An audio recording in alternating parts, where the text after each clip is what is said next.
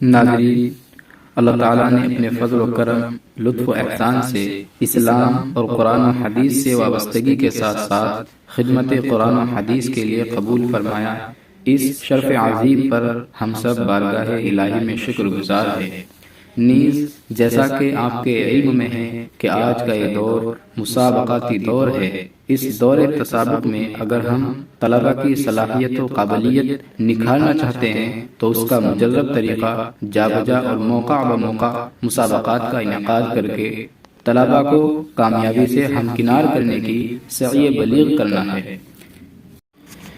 اسی غرض سے جامع العلوم قصبہ بسیڑا ضلع مظفر نگر، جو مادر علمی دارالعلوم دیوبند ہی کی ایک شاخ ہے، جامعہ ہذا میں مسابقۃ القرآن الکریم کا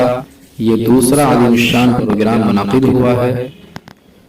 جو الحمدللہ اللہ کے فضل و کرم سے بلا کسی رکاوٹ اور ممانعت کے پائے تکمیل تک پہنچا۔